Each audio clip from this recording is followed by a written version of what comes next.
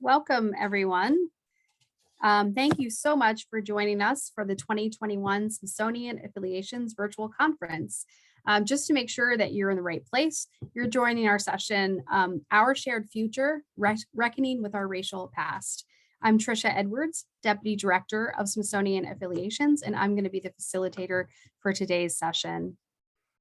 As we get started, I want to recognize that I'm speaking to you today from the ancestral homeland of the Piscataway and Pamunkey and the nearby Smithsonian Institution in Washington, D.C., where we would normally gather, is the traditional territory of the Nacotchtank Anacostan. I extend my respect and honor these Indigenous communities who have lived here since time immemorial. So as we get started today, just a few housekeeping items.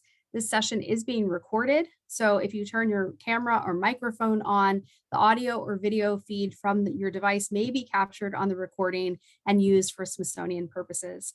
Take care to conceal from view and not share material that is private, sensitive, or confidential.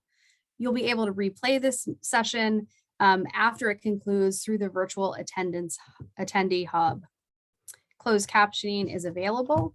Just click the closed caption button on your screen and captions will appear. If you have comments or questions, please use the chat box and be sure you're sending your messages to all panelists and attendees so that everyone may see your posts. And please note that while on-topic discussion is encouraged, we ask that you express yourself in a civil manner and treat others with respect. The Smithsonian monitors comments and may remove participants from the program in accordance with its terms of use. A link to the Smithsonian's terms is in the chat for your reference. And finally, we hope you will take a moment to complete a short survey at the end of the session. You can find the link to the survey in the attendee hub on this session's page where you joined today. Your feedback is really important to us and directly informs decisions we make about future conferences and opportunities. Now I'm delighted to introduce our two speakers today. We have joining us are Dr. Deborah Lynn Mack, who's the director of the Our Shared Future, Reckoning with Our Racial Past initiative at the Smithsonian Institution, and Dr. Ariana Curtis, director of content for the Our Shared Future initiative. So I'm going to turn it over to Dr. Mack. Thank you, Trisha, and thank you everyone for participating in this session. Dr. Ariana Curtis has been working on this longer than I have, and I'm going to be turning to her and relying on her for much of this. We're also really interested in hearing your comments and your responses. This initiative began more than a year ago in spring of 2020 with initial funding from founding partner Bank of America. And it was begun and launched and proposed to Smithsonian as a result of both the murder of George Floyd that was accompanied by significant, again, social unrest and civic engagement and concern. It was also accompanied during a period of COVID that really exacerbated many of the conditions that exist in the United States that are inequitable. As a result, the Smithsonian was approached to see how it could contribute to addressing, engaging with others, et cetera, and doing work to turn all of this around, to better understand as a nation where we were, where we've come from, and where we want to go. I joined this initiative as director only 60 days ago. And so we are just really re-examining everything. We're concluding our discovery phase of how we want to approach this work. And some things have emerged very clearly that are shaping what we want to go, what we want to do and how we would like to proceed. And much of that relies on involvement and engagement and support from each of you as well. Our Shared Future initiative is an umbrella in many ways for a number of initiatives that Smithsonian is going to be engaging in, where we're looking collectively across the nation and beyond to how we work, what we do. But Reckoning with Our Racial Past is an initiative that is the first among those.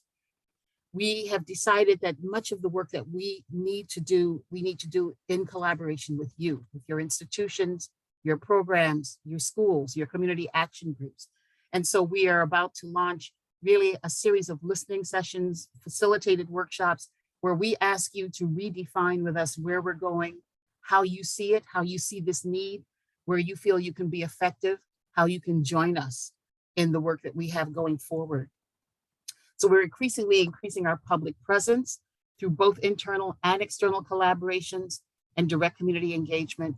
We are also looking at leveling the playing field in terms of digital and virtual access, as well as on-site access.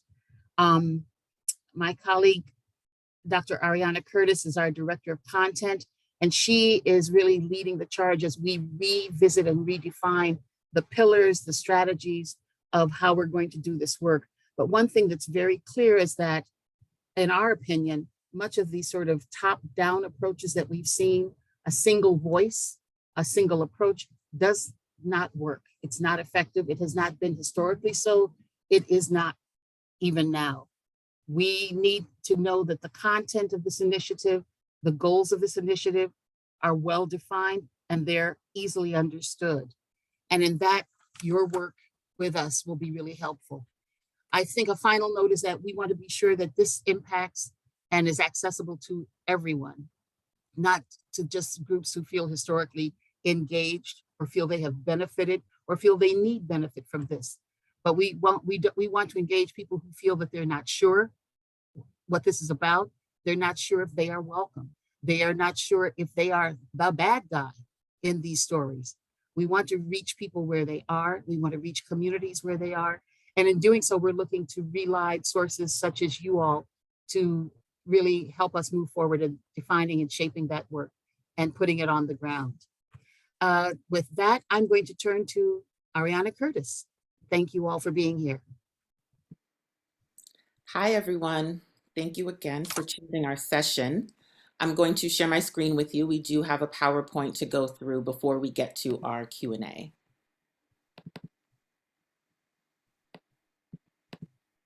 Here we go. Start. Perfect.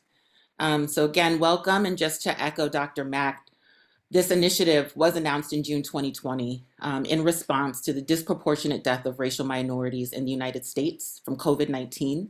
So if we can remember early pandemic, that's when some of that shocking disaggregated data really started to become public. And also in response to the global protests that were following the murder of George Floyd. And I mention that genesis again because I think it's really important to remember just how we were feeling at that time. You know, people were very emotionally raw and asking, how is it that we got here? And needing to really sit in that. And then asking, how is it that we move forward?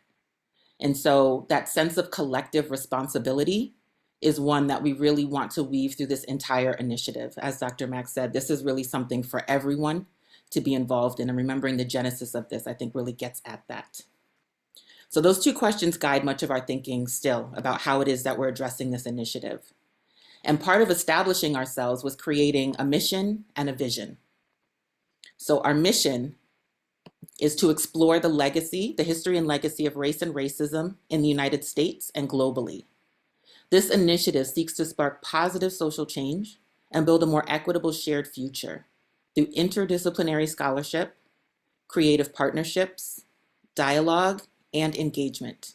And all of this is in service of our vision, which is to create a hopeful future for all people, using history and reconciliation to contextualize and transform our understandings and responses to race and racism.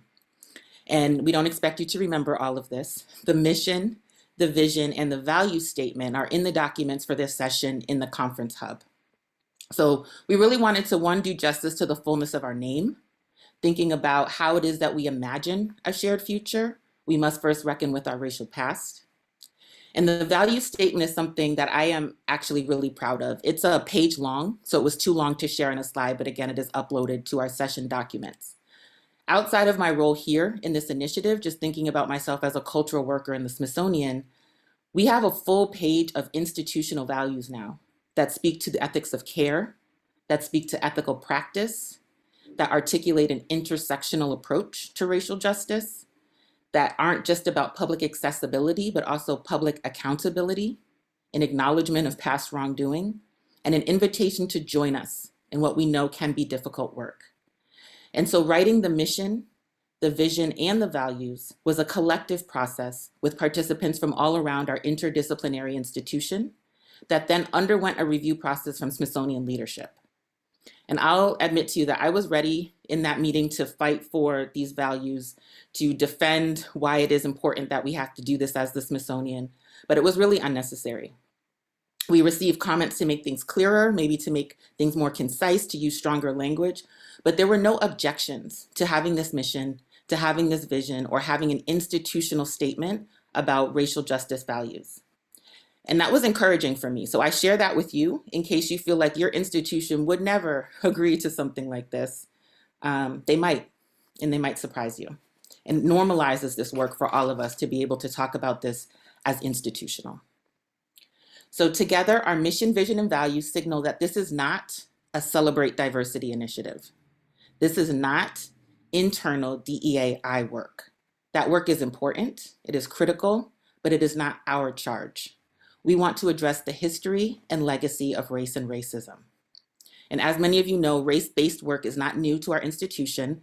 We have a National Museum of the American Indian, a National Museum of African American History and Culture, an Asian Pacific American Center. Latinx is not a race, but we do have a Smithsonian Latino Center.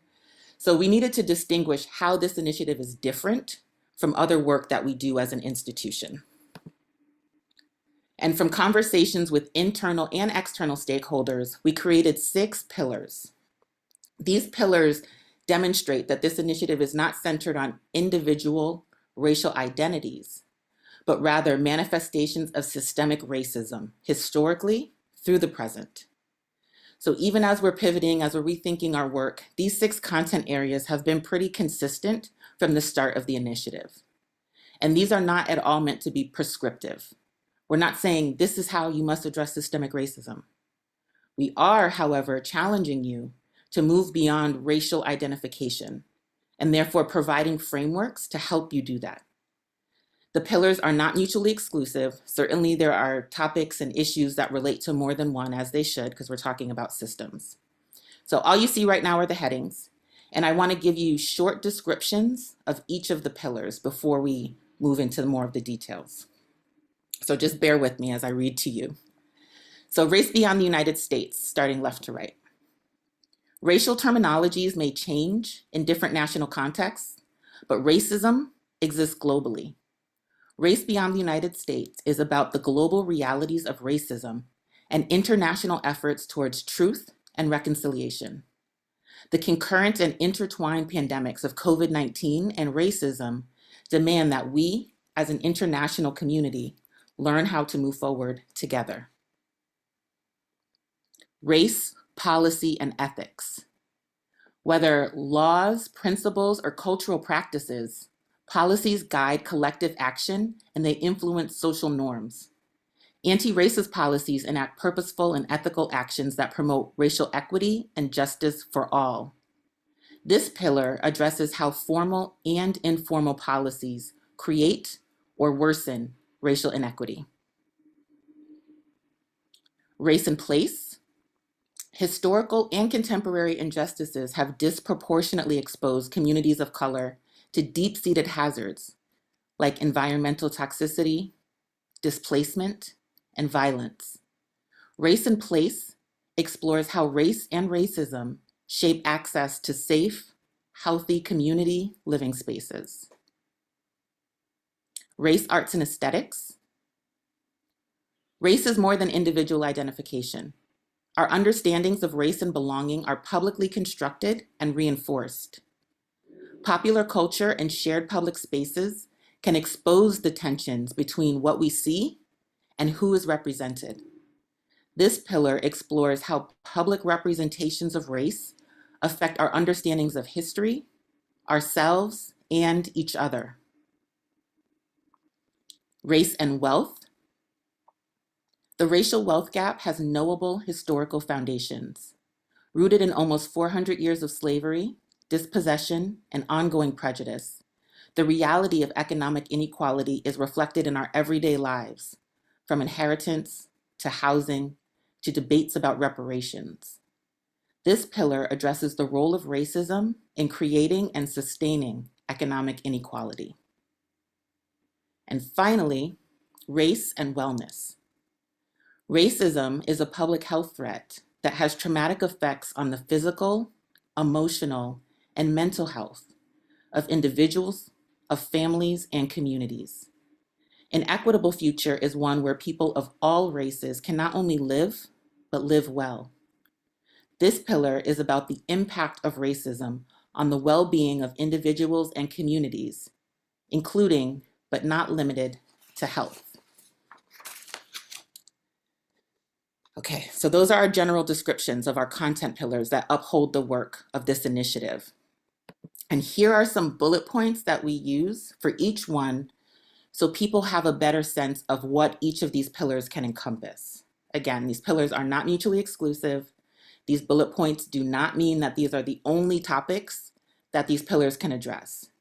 But as I've spoken to various audiences who are diverse in age, race, geographic location, discipline, or even familiarity with racial justice, the hope is that you're able to find yourselves and your experiences and your work somewhere in this initiative, as well as make new connections about the systemic nature of racism. So I know there's a lot, there's a lot on this slide, so I'm just going to take a moment, let you digest it.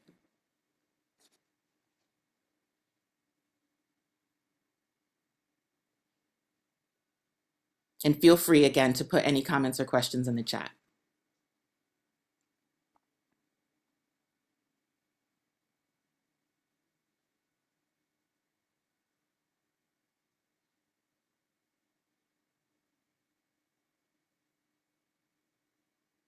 So our website and the overview document that's uploaded to the session has one or two sentence descriptions about each of these pillars. So you can return to that, and we'll upload the slides as well after the session. So many people ask why? Why have we implemented this pillar structure? The purpose is to make systemic racism feel knowable, feel relevant, and to feel changeable, right? We can all be change agents. We understand that our racial past is difficult, but we must lead with optimism. We all have racialized identities, so this initiative is not for people of color. It's for everybody. So as we're talking about systemic racism, we are providing the historical context and the contemporary resonance, right? We're going back to our genesis. How did we get here? And how do we move forward? And again, this is not representation driven, but values driven. Let's say you want to add more Black artists to your collection. Why? Why do you want to do that? What is the value there? Articulating the why is what we want to build on. And that provides a much broader foundation to create sustainable, qualitative change. Metrics are important. If there's any funding people, don't get me wrong. Metrics are important, but again, in service of sustainable, qualitative change.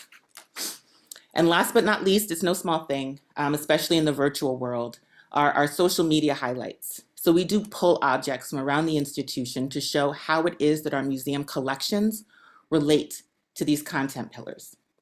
We don't have our own social media account for the initiative. We use the general Smithsonian account, and you can find our postings by searching the hashtag race and our shared future. So we are currently working on our messaging, particularly around the pillars, to make sure that what we're saying is what is understood. So Trisha, if you could pull up our first poll, I will go back to this slide.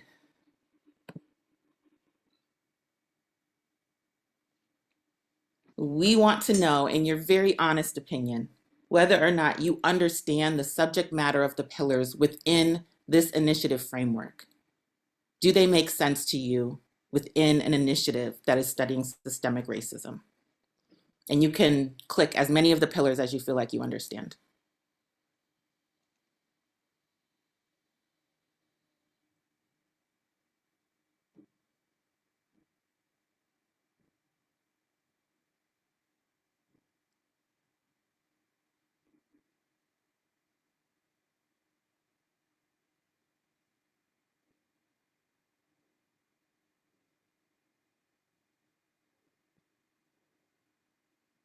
Here, I'll go ahead and participate too.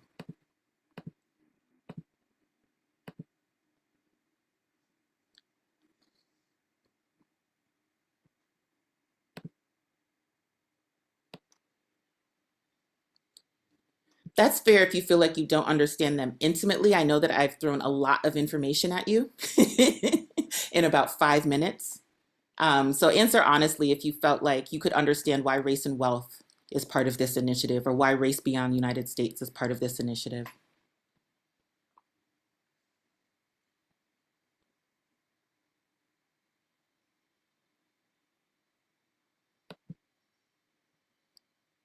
And so our second poll, if we're at a place, you guys can tell me if we're not, because I can't really see everything with sharing my screen.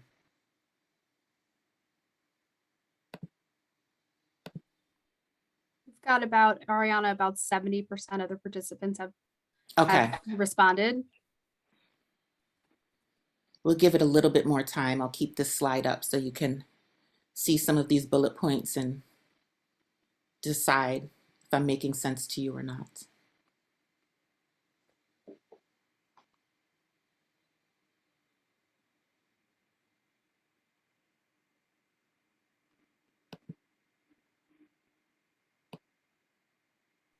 Looks like our responses have slowed down. Okay, Do you want me to share the results? please. Okay. This is better than I thought it was going to be, frankly, so I appreciate you guys. We really are interested to know. I think there's some things that just click easier than others, policy, health, people understand those. But really wanting to get at the interdisciplinary nature of this and the systemic nature of this, we want to make sure, again, that our messaging is clear. So this is great. Thank you for this.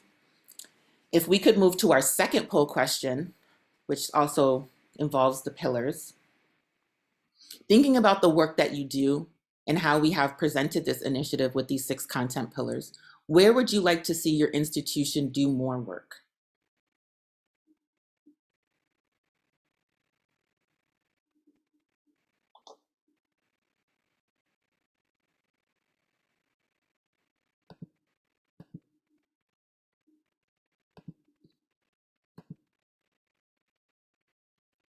Does media include literature under race, arts, and aesthetic pillar? Yes.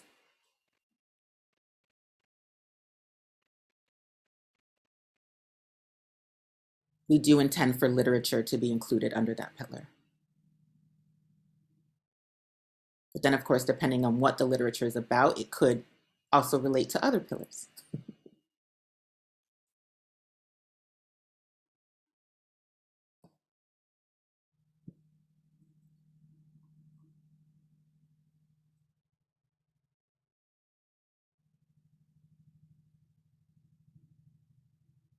And again, feel free to put any of your comments or questions in the chat.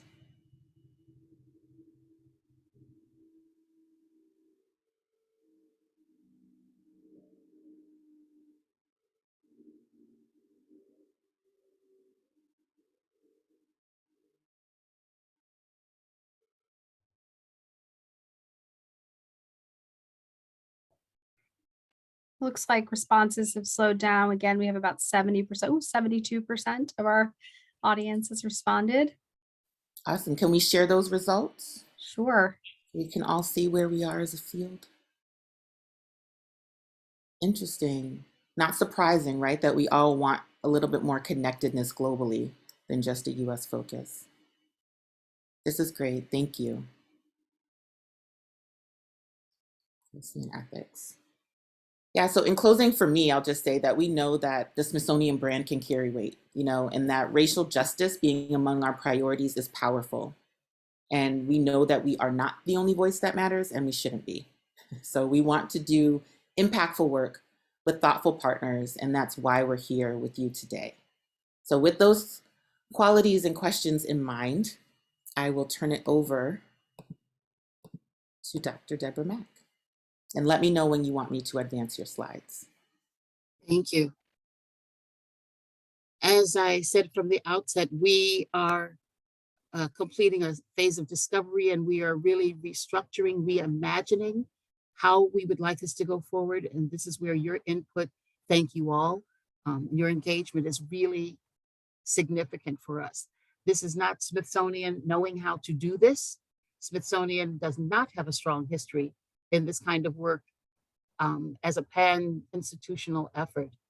But we do feel that because of our convening power, because of our interdisciplinary rigor, because of our capacity, and because of the fact I feel we are obligated, because it is the American people that heavily support the work that we do. We need to be sure that we are good partners across the nation, and in many places that Smithsonian has historically not been strong. If I just may add that this means that in addition to sort of the big urban areas, the bi-coastal approach that often happens with Smithsonian, we're going to be making a particular emphasis to reach small town and rural areas. We are going to cover geographies that are often not predominant in Smithsonian activities in terms of the rural Southwest or smaller rural communities in general, the intermountain region, as other than big urban areas. We're going to be making very concentrated efforts to reach wherever people are, and we need your support and your engagement to do that. So when we say that we plan to reach people where they are, we mean not only geographically, but culturally, linguistically. There are different expressions, there are different terms that are understood, there's different meaning attributed to certain words in different languages too. Some of our standard US, I'll call it pan-media expressions, do not resonate across different languages, even within the United States. They may have different sensitive regional meanings. We want to be sure that our programs and our approaches are really nuanced, and we have to do that really with you all to allow participants who have trust in you to have trust to work with us and really to form a new collective plan of action. Next slide. In framing this work, we really want to be sure that this happens not only in Washington, D.C. and on a national stage, but wherever we are and wherever you are. This will happen in small group discussions. It will happen in person. And because of our, especially because thanks to the fact that we have really new and enhanced digital capacity reach, that we can use multiple platforms, not just those that rely on really strong broadband reach, but all kinds of platforms to reach our communities where they are and on their own terms. This initiative is going to be both challenging and encouraging. And one of the things which I think you all know as educators is that the more difficult the subject matter, the more possibly emotionally sensitive it can be, the more that it may resonate in troubling ways as well as positive ways. There have to be levels of trust built in for people to begin to approach this work with you and with us. And for that reason, we are going to be turning to you in terms of being organizations, institutions, educational systems, where there is trust, that you will be willing to work with us and challenge Smithsonian in the process. Next slide. Before we move to the next slide, sorry, we Yes. have one poll. That's right, we do indeed. Apologies. We're interested to know about community engagement and how you feel your institution prioritizes that.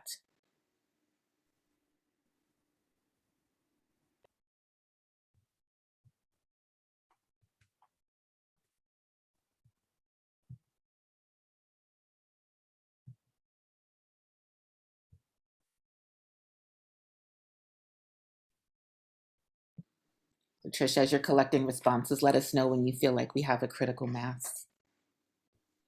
Will do. We still have responses coming in, starting to slow down a little bit.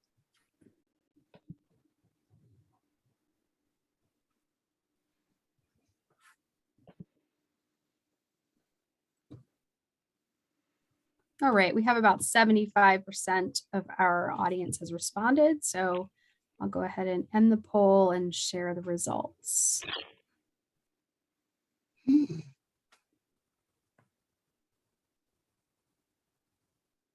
Interesting.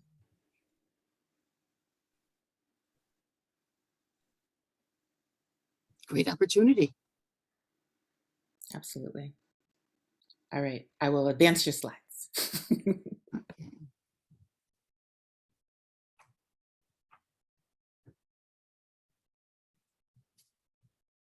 In our next stage of planning, with workshops, focus, community engagement, convening small group discussions, we really have among others, four key questions that we'll be asking across the board. So number one, what are the unique strengths and what are your needs? If we're going to serve your institution, your organization, your community, and what are those sort of collective and community needs, and what do you identify as individual needs? As educators in particular, you have a particularly strong handle on that. Secondly, what are the issues that matter most to your audiences? How can we ensure that their voices are going to be heard and that those highly prioritized and identified issues are indeed addressed? There may be a broad platform of needs, but if we can really target those where we might have the greatest impact, those are going to be our priorities, and we only will understand that by listening to you. Next slide, please. The other two questions: what are the trusted local and national organizations with whom Smithsonian can partner? In addition to yourselves and your organizations, you may have strong recommendations on others that you feel may be particularly effective, with whom, in fact, you can partner as part of a local or regional consortium or a group of, in a sense, a community of practice. And finally, what are the most effective methods to connect with program partners and audiences? We are very aware that many people are sensitive to being talked to about these issues instead of feeling that they are seen and heard. And so the methods by which we will communicate this in conjunction, in collaboration with you, are important to us as well.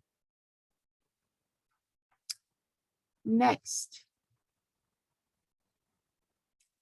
Finally, from even now, we're designing landscape analysis and audience research in multiple formats so that we can really measure our impact, but we can, in a sense, design for impact.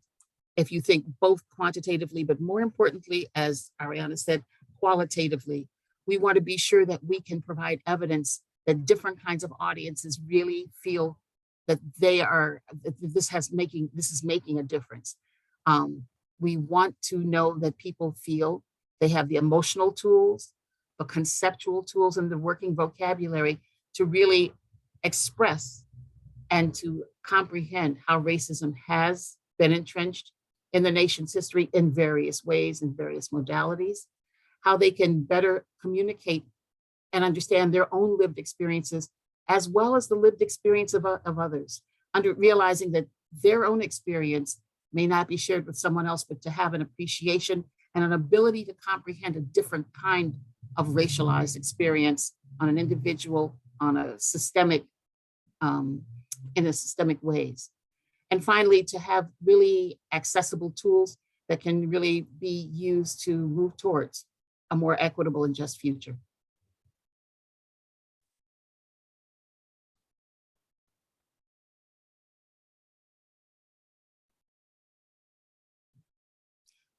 Ariana, I will defer to you again. I am back. So we have one final poll.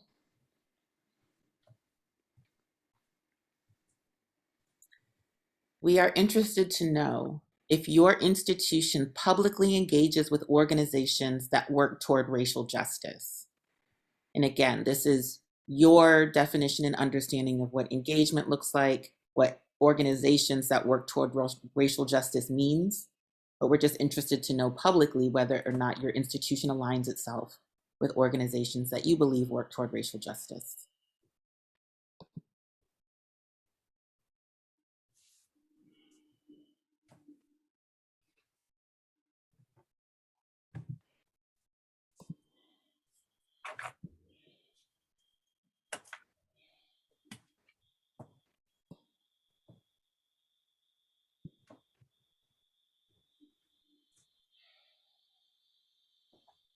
I'll give it just a minute more. Excellent.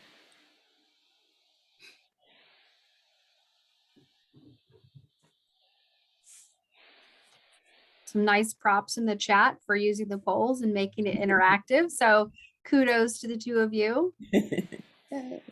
Thank you for taking them, right? They're only as effective as people who participate. They're very helpful for us as we shape and strategize. You muted Looks yourself. like- Whoops.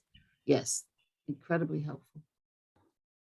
All right, looks like I'm going to end this poll and share the results.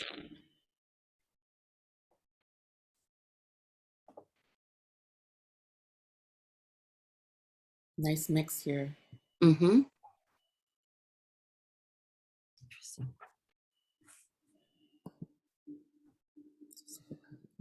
Beginning this work, not a current priority. All right, well, we have a good amount of time, frankly, for Q&A. I'm going to stop my screen share. We don't have any more slides for you. And just come back to the group. Does anyone, I didn't see too many in the chat so far, but if people wanted to start asking questions. Yeah, if you want to, maybe we're not a huge group, but we're probably too big for people just to randomly unmute. So if you want to use the raise, of course, put things in the chat. But if you also want to use the raise your hand feature, I can keep my eye on hands that are raised. Looks like there is a question in the chat. Do you want me to read that, Ariana, or do you have your eyes on that? I see a comment, the North Carolina Museum of Natural Sciences is engaging in expanding the Race Are We So Different exhibit. So that's excellent. I think, I know Dr. Mack can speak to this too, but there have been different iterations of that exhibit. It has expanded and updated over time, and so it remains relevant. Yep, absolutely. I actually was part of the original team that worked on the first one, which traveled nationally, went to some 75, 80 museums.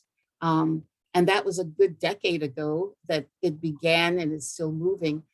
You should know that the Science Museum of Minnesota has continued to gather data, develop its programs. In fact, it completely restructured as an organization based on that exhibition. And the related programming. And I'm happy to say that actually our next virtual program as part of this initiative will be in conjunction with Science Museum of Minnesota sometime this winter. Because the museum has not only had a second updated exhibition version, this is their permanent in-house version that is now multilingual. It's even more multifaceted. And it importantly deals with the aftermath of the murder of George Floyd and the impact on its own community and its partner organizations as a permanent learning tool that's on site. We're going to probably have a virtual or hybrid program one day, at one point this winter, at Science Museum of Minnesota in recognition of that long-standing and ongoing work, which still is currently in development. And just to add on to that, to shout out the multifaceted work that that museum's doing and just understanding that people learn differently. It's also the inaugural site of the Sites exhibition, The Bias Inside Us, right? So you have The Bias Inside Us as an exhibition, you have Race Are We So Different, understanding that there's not just one way to approach these issues or to display them. Michael, I see you've got your hand up. Do you want to unmute yourself and share?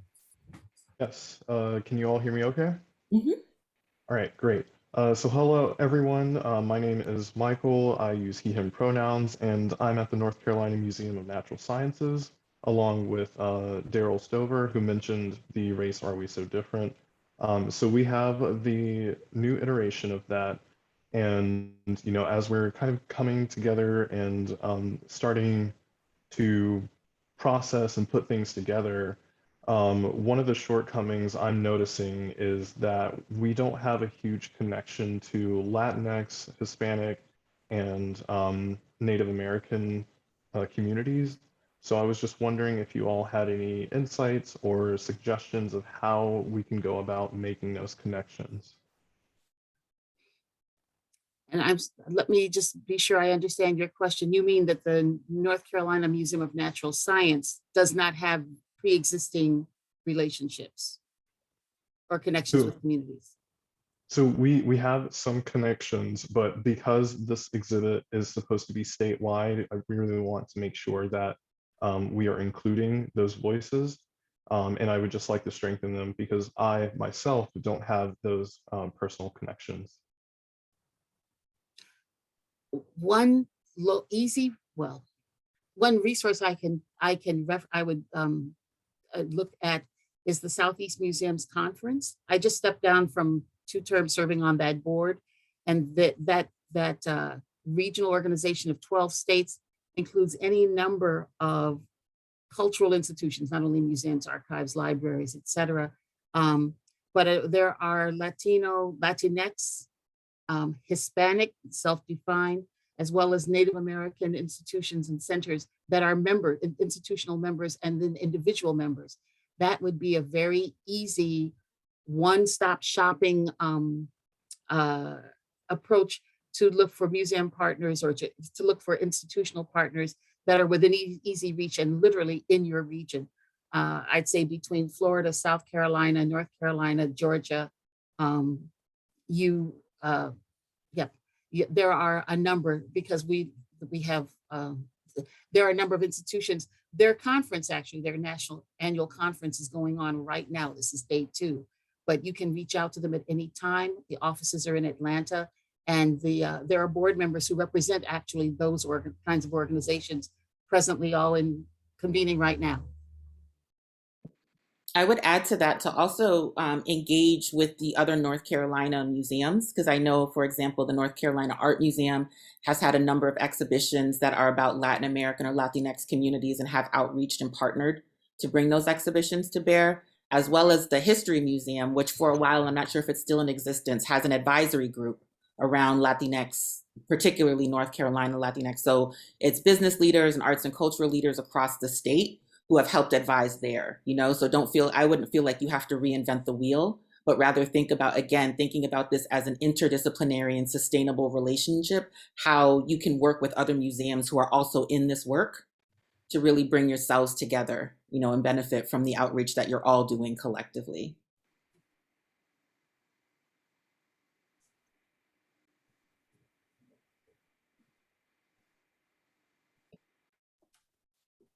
Yeah, there's some nice other comments in the chat too. Another Ariana Kitchens has posted a resource that her institution works. Said my institution works with a number of tribes, and she's added a tool there that's been really helpful to them.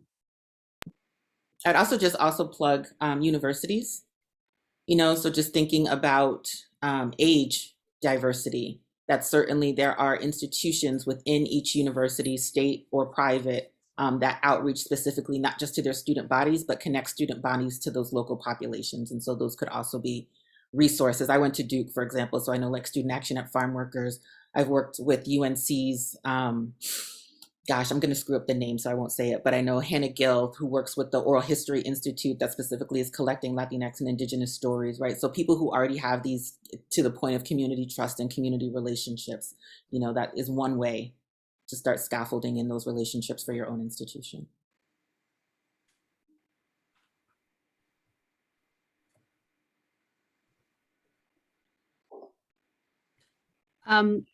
I don't know, Marquette, who's in the audience, who's one of my colleagues at the Traveling Exhibition Service. Marquette, I don't mean to put you on the spot, but I'm wondering if you might want to talk a little bit about the bias inside us. Oh, I just see you just responded to me that you'd rather not share, so I apologize. No, that's okay. It makes sense. And the question allows for me to be part of affirming the Smithsonian's interest in helping us remember that we're all one people, though diverse, incredibly powerfully diverse, that we actually can get along. And we would align ourselves with thinkers from multiple sectors, from King to Sojourner, to Kennedy's, to Cesar Chavez, and on. Geronimo had a way of telling us we got along. The exhibition bias says, wait a minute, let's take stock on what makes us take real human reality. We're born with the ability to be biased, but what makes us take that real truth about being human and then distort it so that it is that which will allow us to be harmful to each other, distancing from each other. And the exhibition, The Bias Inside Us, it's simply meant to let us know that it's part of the human equation. We can actually unhook it. We can get beyond it. And a compliment to the work that my colleagues Ariana and Deborah are doing is, and the whole Smithsonian under Reckoning with Our Racial Past, is allowing us pathways to become much more the civilized grouping of people that the ideals encoded in this in the United States' Constitution vision. It's been used by many people. And so the Bias Inside Us is really very much proactive, engaging in recognizing that bias is part of every human. It's what we do with that. It's what we do with that, badly or to good, that this exhibition wants to help us see. It's simply only that. And if you have more questions, please. I hope that was informative enough. It's a very good opportunity to expand forward, to teach forward, to engage in really hard and interesting conversations.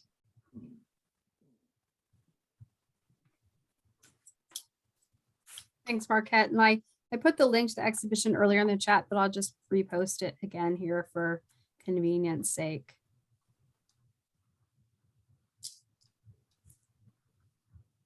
There are a few questions in the chat. Let's see, we have one. How are you feeling about the purported push to hinder the voting rights of underrepresented groups?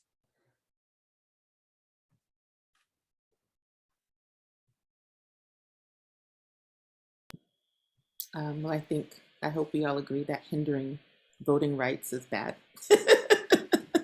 That definitely is something that falls under the policy pillar. I know that we had specified voting rights in particular, and not just from what currently is happening, but how we talk about them as guaranteed rights versus rights that are given, and how racial identification has had a lot to do with who gets to vote when and where.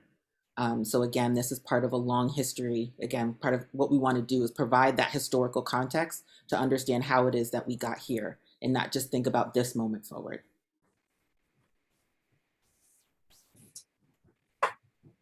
Let's see, and Brian from the Shed Aquarium is asking, would you associate operating hours, like an institution's operating hours within the economic racism pillars, utilizing free days as a way we hope to eliminate some barriers? However, some families may not have the privilege of joining during those hours.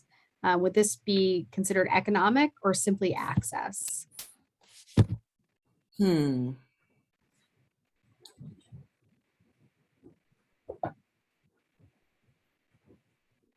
I would consider that it wouldn't necessarily not be economic.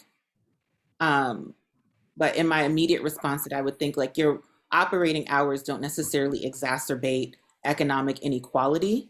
It's more of an issue of access, which to me would fall more under policy, right? Like how are your policies equitable for all people? I don't know if other people felt differently about that. Feel free to throw it in the chat. I know that in the 1990s, when a lot of museums began having what they call free days, thinking that it was an issue of economic access. I think that even looking right now at a time when many standard operating hours are generally not possible for many working people, even middle class, because of the demands on time as well.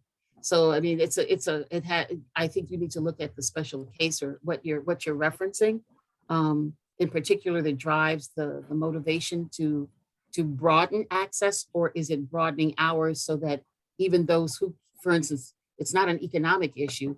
It's an issue of leisure, of quote unquote, informal learning time, access time. Is it competing when families have to deal with essential functions that during the work week and the school hours they cannot, especially under COVID? This has been exacerbated. So I'm not sure exactly what you mean, but it's good that you raise this from multiple perspectives. If I could jump in, I think that the answers from both you and Ariana are just spot on. You know, philosophy, access, what a family's going through. You know, do museums choose weekdays for free days, or do they choose weekends? You know, philosophically, it would be much more accessible if there were weekends when they were free, as opposed to these places on weekdays when people are working. And it's not, and we have to align ourselves to the fact that middle class people are in the same place. It's not an issue about color or poverty. It's less philosophically. If you want to be accessible, what day are you making free?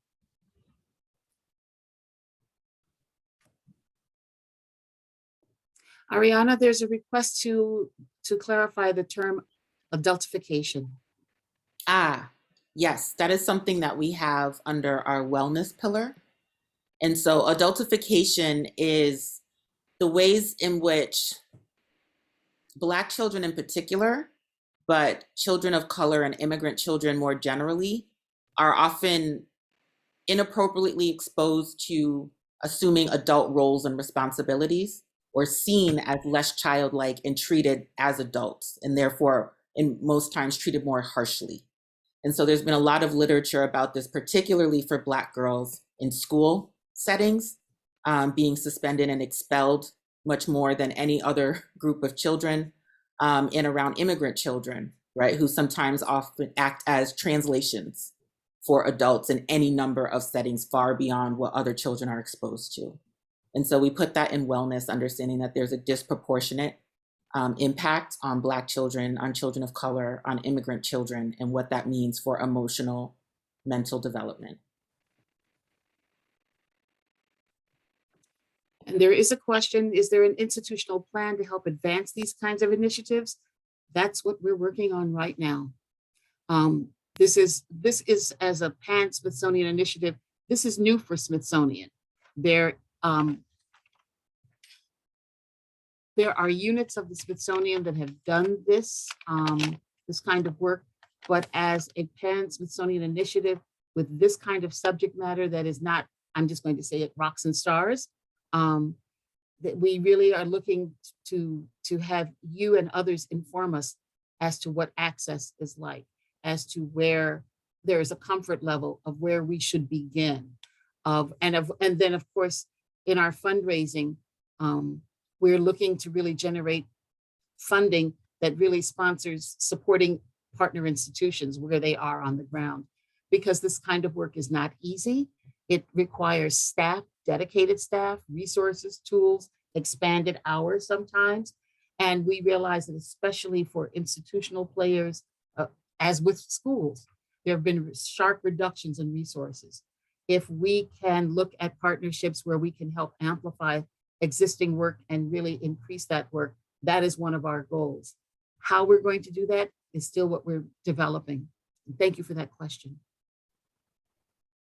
Yeah, I think what's so exciting about this and also different about this is this sort of, as we say, pan-Smithsonian or Smithsonian-wide initiative. It's not just a single museum doing an exhibition or even having a museum-wide initiative. It's really like, how do we leverage the institution's vast resources and, think about all those pillars. And I'm sure that you all saw when Ariana was presenting that, it's cross-disciplinary, it's transdisciplinary. It's not, it's not just the responsibility of the Museum of African American History and Culture or the Asian Pacific American Center. This is really our whole responsibility.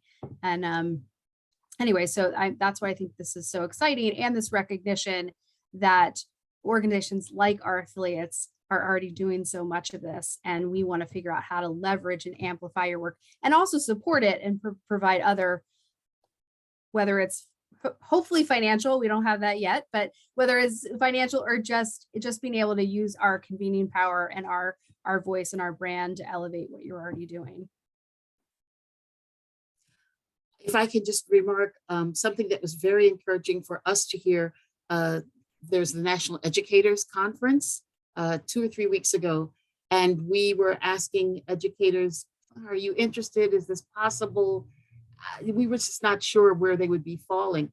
And it was very interesting for us to hear from many teachers and from many principals, et cetera, school boards, that if they wanted to do this and there was resistance, they were actually pointing to Smithsonian's pan-institutional effort, and it gave them credibility and even legitimacy to really push for this kind of work. That's very good for us to hear, because if we can serve that role, if we can really help amplify this kind of work, if we can, by entering the room, by entering space with you, highlight to local and regional funders, sponsors, et cetera, school boards, you name it, county and city offices, that this work is valuable, they can also leverage resources directly towards your institutions. So this is not, this is not just Smithsonian entering a space. This is our really working with you and through you. And if we have any kind of visibility or credibility, leveraging that in support of the work that you do.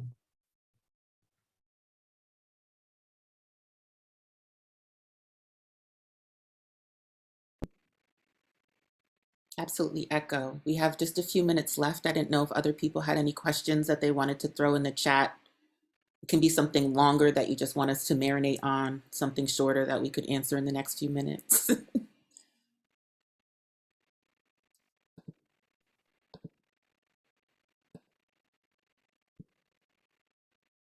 Also open to comments, things that worked for you, things that you didn't quite understand. Perry is commenting in the chat, says, I totally agree, having Smithsonian on board legitimizes this work. And I think that is something we can bring. It's not to replace the work that you've been doing, because we recognize it's there, but it's lending our name, and as we said in the beginning, our convening power to really hopefully bring more awareness and engagement with this. Absolutely. A phrase that I heard during this pandemic that has really stuck with me, and they weren't talking about the Smithsonian, they were talking about their institution, but someone said that they work for an institution whose name is currency. And so I think about that with the Smithsonian. If we have an institution whose name is currency, how are we spending it? And so being able to talk about racial justice in national and international context is really important.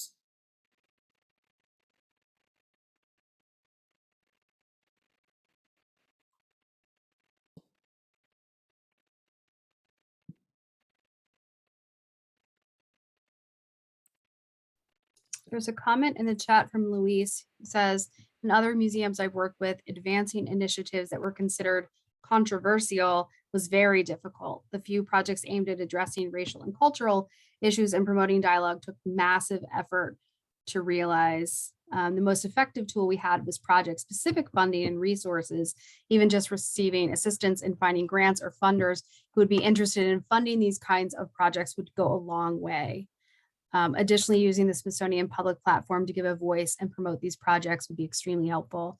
Some museums have leaders that only allow these initiatives when the spotlight is placed on them. Thank you for that comment, Luis.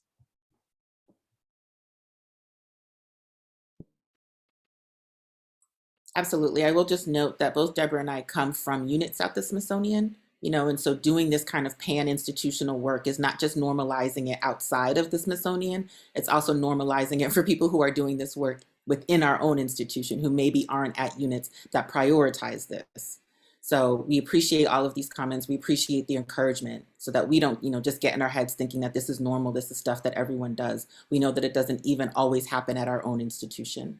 So the more we can encourage, model, lead, we want to.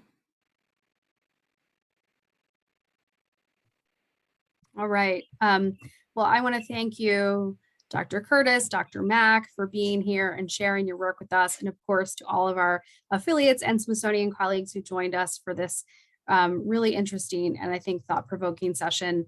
I hope as your work moves forward, we'll find many more ways to work together and to convene with our affiliates to support their work and talk about how we collectively do this important work together. Let's see, sorry, I forgot I had a concluding slide to share. We've got some great sessions coming up tomorrow, our final day of the conference. We hope you'll join us for those events. And of course, don't hesitate to reach out if we can connect you with affiliates or Smithsonian colleagues to do this or other work. So thank you all for being with us today. And I look forward to seeing you all again soon. Thank you all. Thanks, everyone.